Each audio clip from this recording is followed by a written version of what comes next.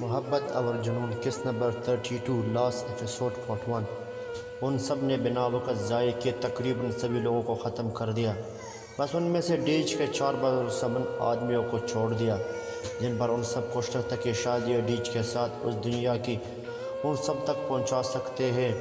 Major نے اور بہت سے آدمی بھیجے تھے ان سب کی مدد کے لیے جو کہ ڈیج کے مرے ہوئے آدمیوں کی جگہ لے چکے تھے۔ ڈیج اور اس کا سارا گینگ اس بات سے بے خبر تھا کہ اس کے کتوں کی جگہ پاک آرمی کے سپاہیوں نے لے لی ہے۔ ایک طرف سے نہیں بلکہ اب ڈیج کا برا وقت چاروں طرف سے آ گیا تھا۔ کھڑکی بند کرتے وقت اس نے چاروں اطراف میں دیکھا۔ شام کا ملکچہ اندھیرا ہر طرف پھیل رہا تھا، مگر نہ جانے یہ کون سی جگہ تھی۔ جہاں تک نظر جا رہی تھی جنگل ہی جنگل نظر آ رہا تھا۔ ایک تو پہلے ہی اس کی سمجھ میں کچھ نہیں آ رہا تھا، اوپر سے خود کو انجان جگہ پا کر اسے رونا آ گیا۔ تیزی سے کھڑکی بند کر کے وہ گلاس وال کی طرف بڑھی اور اس سب صورتحال سے انجان ہانیہ کو زور سے پکارا، مگر شاید یہ دیوار ساؤنڈ پروف تھی جبھی اس کی اتنی چیخ و پکار کا دوسری طرف کوئی خاطر خواہ اثر نہیں ہوا۔ تک ہا کر وہ وہیں نیچے بیٹھ گئی۔ اتنی بے بسی پر اسے شدت سے رونا آیا۔ اس وقت اسے ایک ہی انسان یاد آ رہا تھا جسے سوچ سوچ کر اسے اور رونا آنے لگا۔ حرم کہاں ہو تم تو مجھے ایک پل کے لیے نظروں سے دور نہیں ہونے دیتے تھے، دیکھو اب کیا ہو گیا ہے، نہ جانے میں کہاں ہوں، تم اتنے بے خبر کیسے ہو سکتے ہو، پلیز آ جاؤ پلیز۔ روتے روتے اس کی ہچکی بند ہو گئی۔ یال ہمدانی اور باقی سب ڈیلرز ایک ساتھ اس کمرے سے باہر آئے۔ ان کو باہر آتا دیکھ کر سب نوجوان الرٹ ہو گئے تھے، مگر کسی نے بھی اپنا چوکنا ہونا ظاہر نہیں کیا، اور ان کے اندازے کے مطابق ان چاروں کو ساتھ لیے تقریباً 8 گاڑیوں میں ڈیج اور باقی سب آگے پیچھے نکلے۔ سب گاڑیوں میں ٹریکنگ ڈیوائس وہ پہلے ہی لگا چکے تھے، تو اب وہ گاڑیاں جہاں بھی جا رہی تھی ان سب کی لوکیشن ٹریک ہو رہی تھی۔ وقار ہمدانی اور میجر دونوں حرم کے ساتھ ساتھ۔ حرم نے وقار ہمدانی کو منع کرنے کی بہت کوشش کی تھی کہ ان کے ساتھ نہ جائے کیونکہ اس جگہ پر بہت زیادہ خطرہ تھا، مگر وقار ہمدانی کی ضد تھی کہ انہیں ڈیج کا انجام اپنی آنکھ کے سامنے دیکھنا ہے۔ اور پھر میجر نے بھی وقار ہمدانی کو اپنے ساتھ چلنے کا کہا، جس پر نہ چاہتے ہوئے بھی حرم وقار ہمدانی کو ایسی خطرناک جگہ پر لے جانے کے لیے رضامند ہو گیا۔ ڈیج کی گاڑیوں کی لوکیشن پر نظر رکھتے ہوئے ان کی گاڑیاں ڈیج کی گاڑیوں سے تھوڑا فاصلے پر چل رہی تھی۔ سب نے گاڑیوں کی ہیڈ لائٹس آف رکھی تھی تاکہ ڈیج اور اس کے لوگوں کو یہ خبر نہ ہو جائے کہ کون ان کا پیچھا کر رہا ہے۔ اس خاموشی میں حرم نے ایک نظر سہیل کی طرف دیکھا جو بے چینی سر ادھر ادھر دیکھتے ہوئے کبھی بالوں میں ہاتھ سے پھیر رہا تو کبھی بار باہر کی سمت دیکھ رہا تھا، جو سب کو اپنی باتوں سے پریشان کرتا تھا۔ آج بالکل خاموش بیٹھا تھا۔ حرم کا بس نہیں چل رہا تھا کہ وہ کیسے اس کی پریشان دور کر دے، مگر وہ چاہ کر بھی کچھ نہیں کر پا رہا تھا۔ وہ خود ردا کو اور ہانیہ کے لیے بہت پریشان تھا، سب کو مضبوط بن کر دکھا تو رہا تھا، مگر اس کے اندر اس وقت کتنی توڑ پھوڑ رہی تھی بس وہی جانتا تھا۔ ہانیہ پھر بھی بہادر تھی، اس میں مشکلوں سے لڑنے کی ہمت تھی، اور ڈیج کو لوگ ہانیہ کو کچھ نہیں کریں گے یہ جانتا تھا، مگر ردا کے پاس سے اس نے کبھی گرم ہوا کی جھونکے کو بھی گزرنے نہیں دیا تھا۔ اس کا کیا حال ہو رہا ہوگا، کیسے سنبھال رہی ہوگی وہ خود کو، مجھے پکار رہی ہوگی۔ ردا کی سوچ آتے ہی حرم کی آنکھوں میں نمی پھیل گئی، جسے دور کرنے کے لیے اس نے اسٹیئرنگ کو مضبوطی سے تھاما۔ یہ سب گاڑیوں کی لوکیشن سی سائڈ ایریا کی کیوں بتا رہی ہے؟ میجر کے بولنے پر حرم چھو کر ہوش کی دنیا میں واپس آیا۔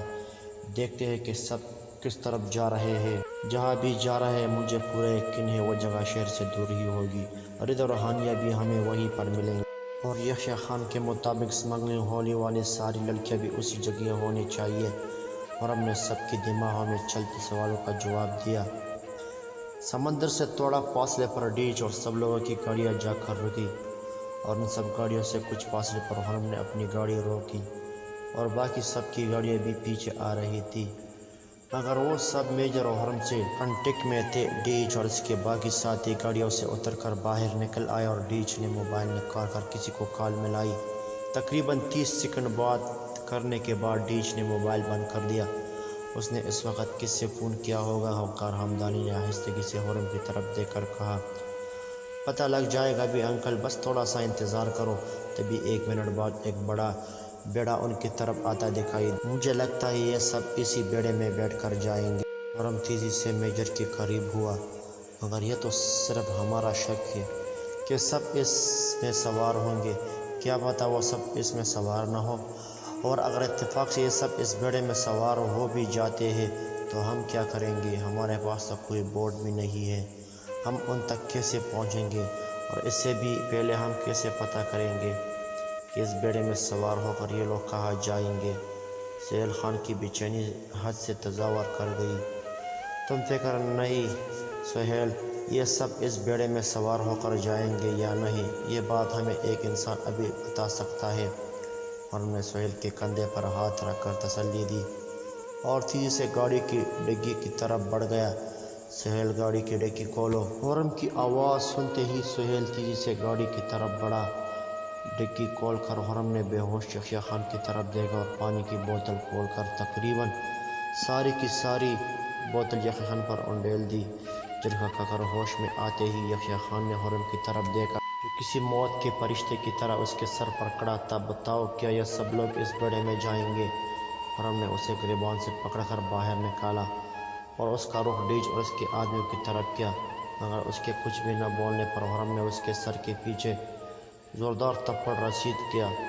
ہاں ہاں، اس بیڑے میں جائیں گے سب لوگ، یحییٰ خان نے نیم بے ہوشی کی حالت میں جواب دیا، اور اس کا جواب اس بات میں سنتے ہی سب کو ایک ساتھ پریشانی نے آن گھیرا۔ مگر میجر نے تیزی سے فون نکل کر ایک نمبر ملایا اور ان سب تھوڑا دور جا کر کچھ بات کی اور تیزی سے ان کی طرف واپس آیا۔ 3-4 موٹر بوٹس کا انتظام ہو گیا ہے، بس کچھ دیر میں آتی ہی ہوں گے۔ آپ نے اتنی جلدی کیسے انتظام کر دیا؟ میجر کے اس قدر تیزی پر سہیل ایک بات پر حیران ہوا۔ بیٹا، ہم میجر ہے تو خیر تم زیادہ نہ سوچو۔ ڈیج اور اس کے باقی ساتھیوں کے بیڑے میں سوار ہوتا دیکھ کر میجر نے بات کو طول دینے ضروری نہیں سمجھا۔ اور باقی سب جو پیچھے آ رہے ہیں ان کا کیا؟ وہ ہم تک کیسے پہنچیں گے وغیرہ؟ ہمدانی نے سوال کیا۔ ان کے لیے ایک چھوٹے بیڑے کا انتظام ہو گیا ہے، چونکہ بیڑے کے انتظام میں تھوڑا وقت لگتا ہے، اس لیے میں نے پہلے موٹر بوٹس کے لیے ہاں کر دی۔ جب تک بیڑا یہاں تک پہنچے گا وہ سب بھی یہاں پہنچ جائیں گے۔ کہانی جاری ہے۔ اس طرح کی مزید خوبصورت اور اچھی کہانی سننے کے لیے ہمارا چینل سبسکرائب کیجیے اور بیل کے آئیکن پر کلک کریں۔ اگر کہانی پسند آئی تو ضرور لائک کیجیے اور اپنے دوستوں کے ساتھ شیئر کیجیے۔ کمنٹ میں اپنے رائے دیں تاکہ فیوچر میں اس طرح کی اچھی کہانی آپ کے لیے لائیں۔